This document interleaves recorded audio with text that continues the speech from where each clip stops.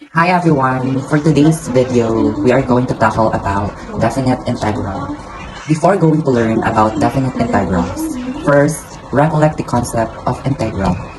An integral assigns numbers to functions in mathematics to define displacement, area, volume, and other notions that arise by connecting infinitesimal data. The process of finding integrals is called integration. Definite integrals are used when the limits are defined to generate a unique value. Indefinite integrals are also implemented when the boundaries of the integrand are not specified. In case the lower limit and upper limit of the dependent variable of a function are specified, its integration is described using definite integrals. Also, we have several integral formulas to deal with various definite integral problems in math.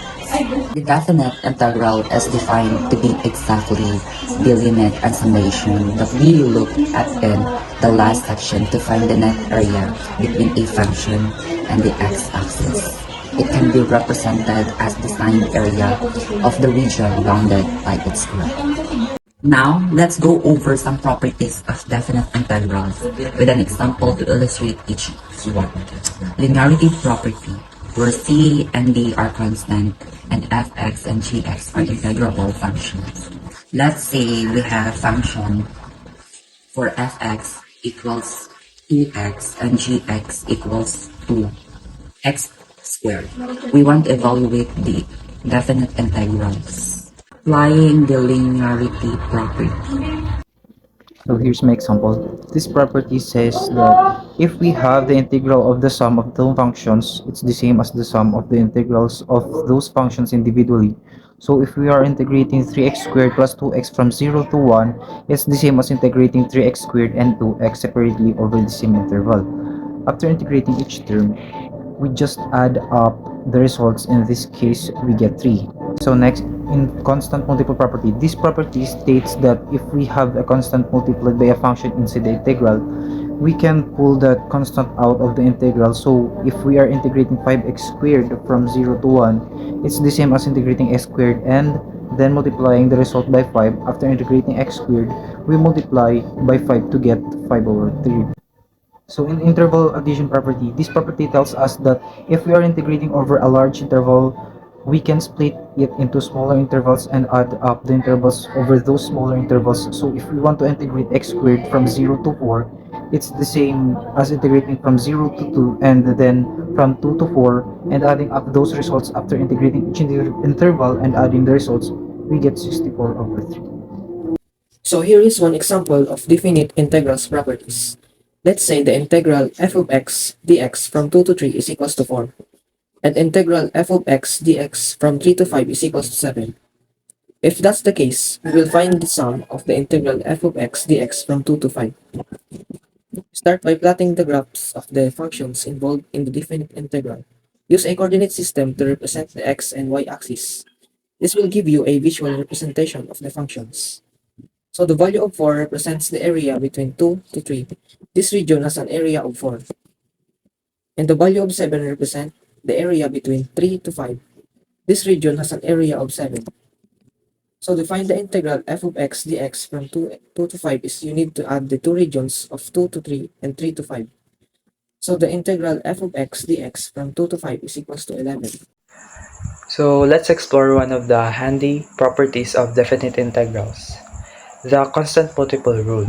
This rule states that you can bring a constant factor outside the integral sign and it will multiply the entire definite integral. Imagine we want to find the definite integral of function f of x equals to 2x between x equals to 1 and x equals to 3. Mathematically, this is written as absolute 3 and 1 open parenthesis 2x close parenthesis dx. According to the constant multiple rule, we have a constant k outside the integral. We can bring it inside and multiply it with the function being integrated. So with k equals to 2, in our case, we can rewrite the integral as absolute 3 and 1 open parenthesis 2 times f of x close parenthesis dx is equals to 2 times absolute 3 and 1 fx dx. Now we can solve the original integral for f of x is equals to 2x. Absolute 3 and 1, open parenthesis 2x, close parenthesis dx is equals to 2 times, open parenthesis, x squared over 2, close parenthesis, or 3 and 1. We're finding the indefinite integral first, then evaluating at the limits. So it's equals to x squared or 3 and 1. Evaluating the definite integral, the vertical bars indicated that we need to plug in the upper and lower limits of integration 3 and 1 respectively and subtract the results. So 3 squared minus 1 squared is equals to 9 minus 1 and is equals to 8. Example of definite integrals using FTC or fundamental theorem of calculus. First, find the antiderivatives of the function whose derivative is equals to the given function. Using the FTC, evaluate the definite integral by subtracting the value of the antiderivative at the upper limit from the value at the lower limit. Substitute the upper limit b and the lower limit a into the antiderivative function.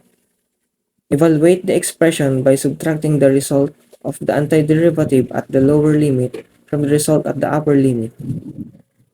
The final result will be the value of the definite integral. Let's explore an example of using the fundamental theorem of calculus or FTC to evaluate a definite integral. Example, finding the area enclosed by a parabola. Imagine we have the function f of x is equals to x squared and we want to find the area enclosed by the curve of this function and the x-axis between x equals to 1 and x equals to 4. Traditionally, we would solve this using Riemann sums, which can be tedious. The FTC comes to the rescue. Here how to use it. Finding the antiderivative of indefinite integral, the FTC connects definite integrals with their antiderivatives. We know that the antiderivative of x, f of x, is equals to 2 squared is fx is equals to um, open parenthesis 1/3 close parenthesis x cubed plus c, where c is the constant of integration. Apply the FTC. The FTC states that the definite integral of f of x over the interval a and b is equals to the difference between the antiderivative of f of x evaluated at b its value at a. So absolute 4 and 1 f of x dx is equals to f4 f f4 minus f1. Evaluate the antiderivative at the limits. Now we plug in the upper and lower bounds 4 and 1 into the antiderivative we found in the first step. So open parenthesis 1/3 close parenthesis 4 over 3 uh, minus 1/3 1 cube. So it's equals to 63 over 3 minus 1/3 is equals to 63 over 3. So therefore, the area enclosed by the parabola and the x-axis is 63 square units.